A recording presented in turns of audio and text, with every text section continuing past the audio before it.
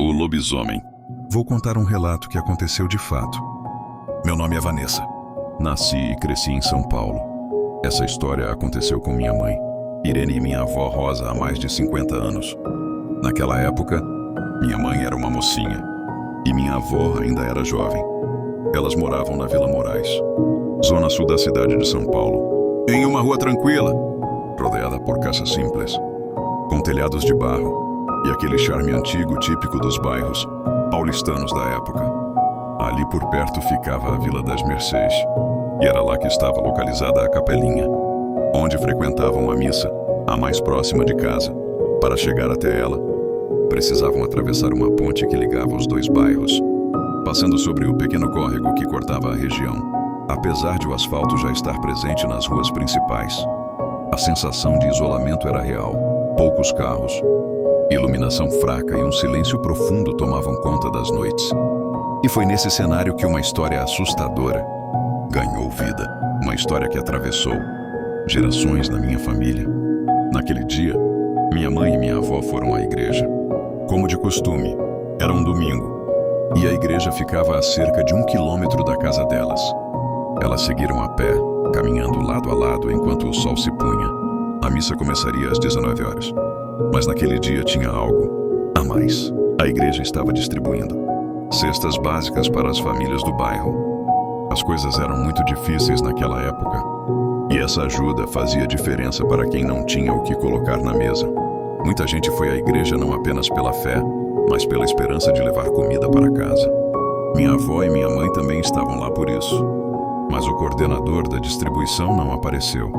Muitos esperaram por horas, e com isso, todos acabaram saindo tarde da igreja. Já por volta das 10 horas da noite, era noite de lua cheia. Mas ninguém se preocupava com isso, ainda. No caminho de ida, elas atravessaram uma ponte de concreto que liga a Vila Moraes à Vila das Mercês. Era por ali que sempre passavam para chegar à capelinha, cruzando sobre um córrego estreito, cercado por árvores e vegetação mais densa naquela época. Hoje é só uma ponte comum, discreta, como tantas outras em São Paulo. Mas naquela época, à noite, com pouca iluminação, cercada pelo escuro e pelo som da água correndo por baixo, ela ganhava um clima diferente na ida. Atravessaram sem pensar muito, mas na volta, aquela ponte se tornaria o limite entre o que é real e o que desafia a razão. Anos depois, procurei essa ponte. Caminhei por ruas, olhei mapas, tentei localizar o exato ponto onde ela estaria, mas não encontrei. Talvez ela ainda exista. Talvez tenham removido a ponte e canalizado o rio que corria ali. Minha mãe também não se lembra com exatidão. E até tentei entrar em contato com a igreja, mas não tive resposta. É como se aquele pedaço do bairro tivesse desaparecido, junto com o que aconteceu naquela noite. Voltando pela mesma rua escura, quase chegando na ponte, ouviram um barulho na mata. Era como se algo grande estivesse quebrando galhos, arrastando folhas, vindo em direção à estrada. De repente, um bicho horrível saiu do mato. Minha mãe diz que parecia um lobisomem. Tinha a aparência de homem, mas era peludo, curvado, com patas deformadas, olhos brilhando na escuridão e uma respiração ofegante. Um grunhido baixo cortou o silêncio. Minha mãe e minha avó congelaram. O bicho estava a poucos passos delas. Minha avó sussurrou com firmeza: "Não olhe para a cara dele. Fique com a cabeça baixa."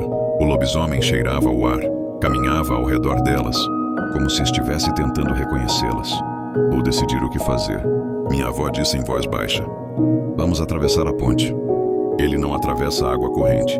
Com o coração acelerado, as duas caminharam devagar, sem olhar para trás, sem encarar a criatura. Minha mãe conta que sentia o chão tremer sob os pés, como se o bicho estivesse logo atrás. Atravessaram a ponte como se estivessem andando sobre o fio de uma navalha. E assim que pisaram do outro lado, minha avó gritou: "Corre! Agora corre!" Mas não olha para trás. É por quê? E porque se olhar, ele vai te perseguir pro resto da vida. As duas correram como nunca. Minha mãe chorava de medo, segurando a sacola vazia da cesta que não veio. Minha avó puxava pelo braço, quase arrastando. O som dos passos se misturava com o grito do silêncio noturno. Nos dias seguintes, o boato se espalhou no bairro. Uma família próxima disse que sabia quem era o lobisomem.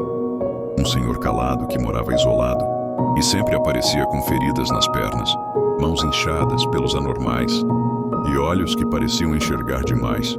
Quando ele soube que estavam falando dele, essa família teve que fugir do bairro. Minha mãe e minha avó sempre contaram essa história, cada uma em tempos diferentes, com os mesmos detalhes.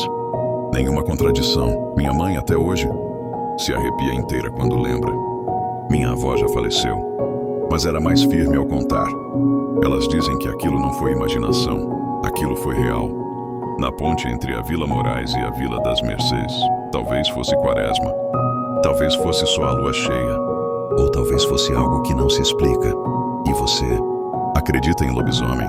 Quando alguém da sua família diz que viu, você duvida? Eu não, porque não foi uma só que contou.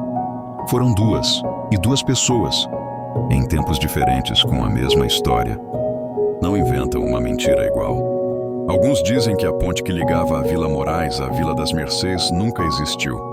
Outros juram que ainda está lá, escondida sob o concreto da cidade, onde o rio foi canalizado e a memória silenciada.